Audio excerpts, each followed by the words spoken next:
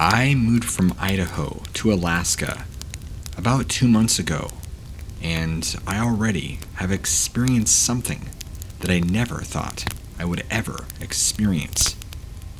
After taking a week to recover from a 5-day trek across Canada on the Alaskan highway, I had decided I was going to get out and explore the wilderness of my new home state and try and catch a glimpse of the wildlife, such as moose and bears.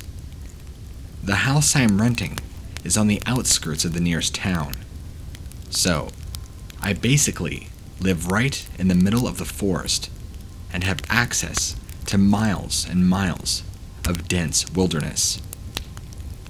I still don't know what I'd been thinking when I decided to go into the woods without anything but my phone, which at the time didn't get service in Alaska, and some measly old earbuds. I began by running at a medium pace into the woods, hopping over bushes and branches while jumping out to some shaky graves. I had probably gone through about 5 songs when my shoelace got hooked onto a fallen tree, and I was then thrown to the ground, face first. I immediately got back up, swore out of irritation, and began to put my earbuds back in, when I realized I had no idea where I was. At some point, I lost my sense of direction and had only but a faint idea to which direction I'd come from. I started to run the way I thought I'd come from when I began to panic and then second-guess myself. That's when I realized that I should have come into my own backyard ages ago. I didn't want to panic because I knew it would make everything worse. If I did, and I started to try and pinpoint the right direction, hopefully I would be successful. Of course, I eventually realized that I was hopelessly and utterly lost without the slightest indication of which way would bring me to some sort of civilization, some sort of resolve or hope. After a few brief moments of cursing and groaning, I then decided to follow my gut and go the direction I which thought would possibly lead me home. I started running at full speed, hoping to break the tree line in just a matter of minutes, when something on the ground caught my eye. It was a backpack. I stopped instantly, looked around for a person or a campsite, but there was nothing. Nothing I could see from the spot I was at, which was situated at the bottom of a small hill.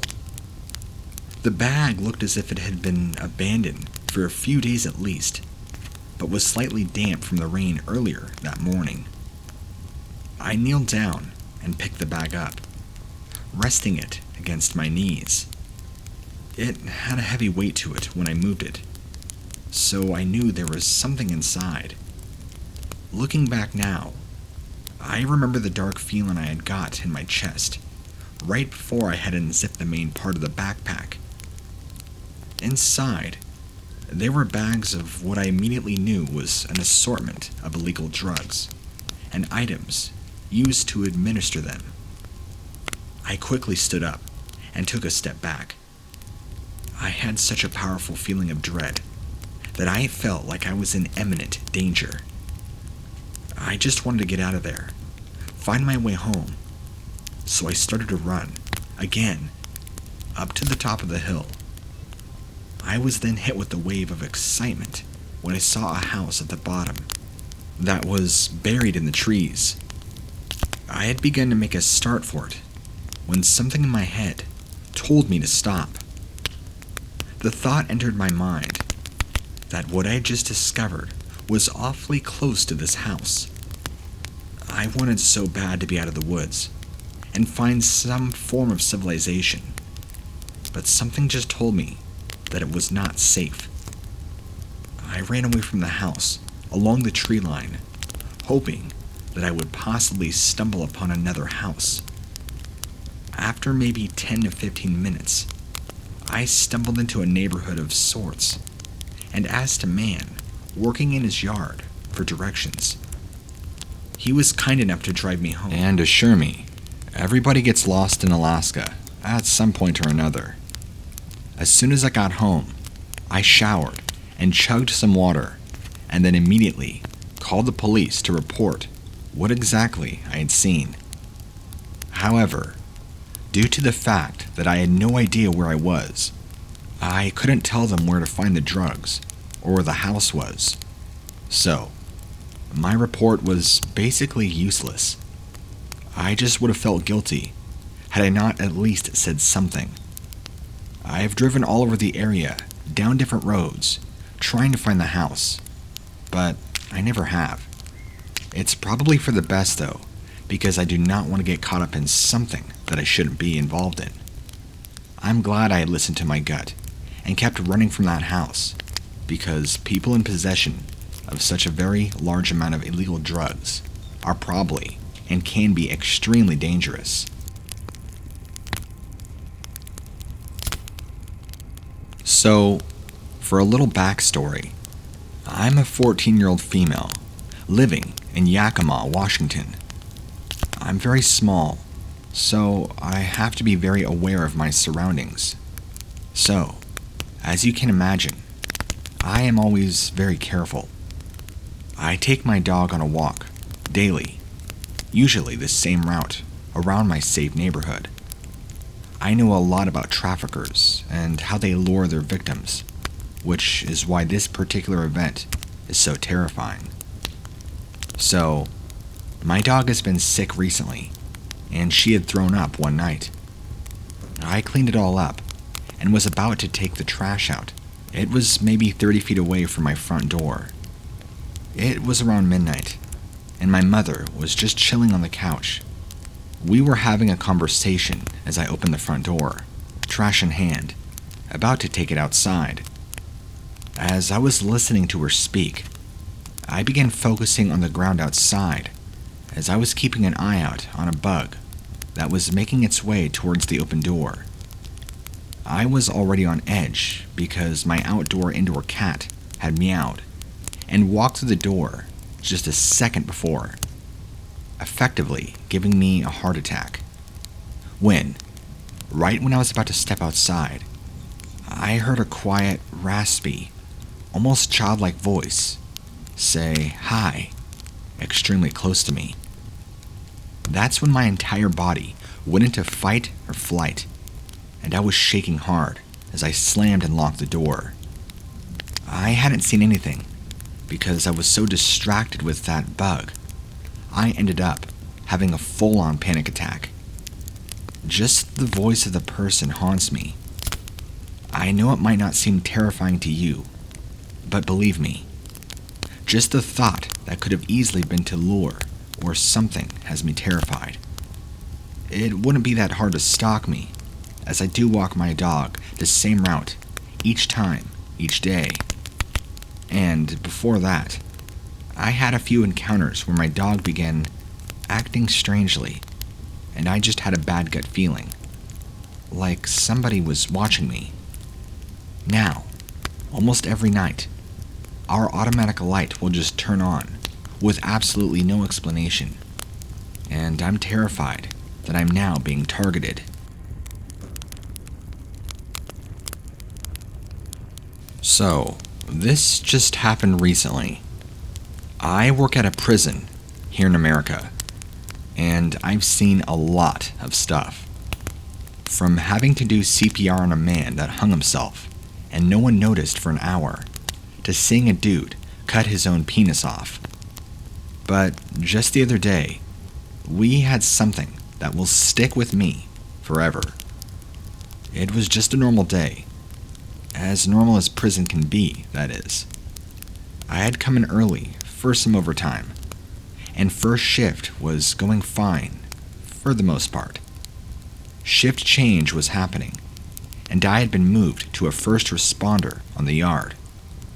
I went to switch my gear and let Central Control know I had switched my gear over. But then, I hear, "I need ERTs to the wood shop. 2 inmates fighting." Now, mind you, I've been in these situations more times than I can count.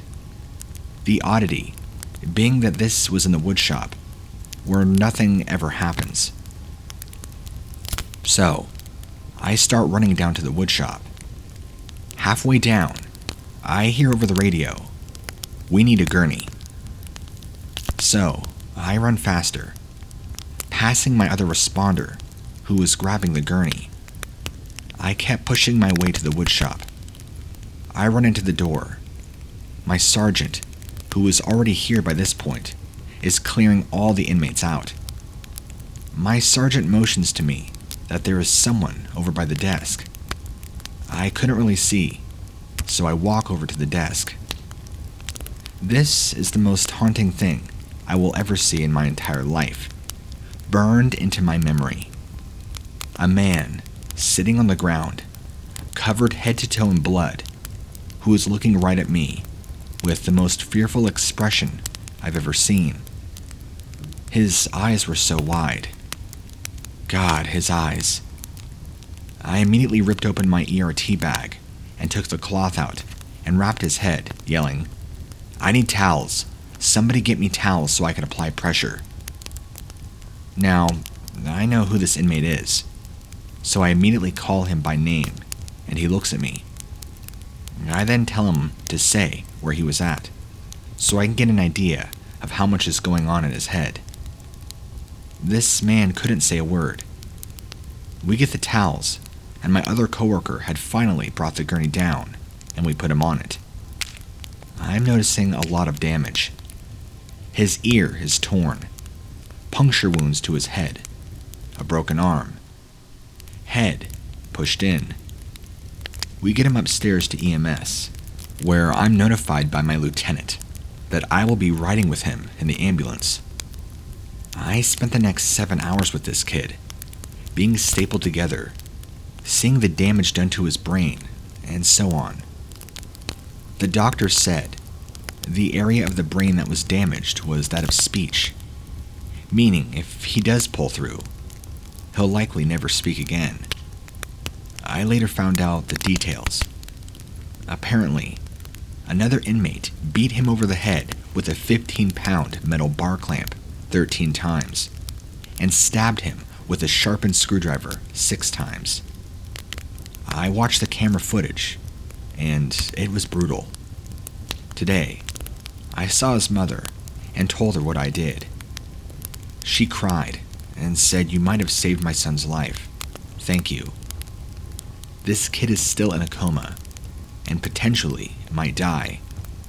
I've seen my fair share of things, like I said, but I will never get the look on this kid's face out of my mind. It will haunt me forever, for the rest of my life.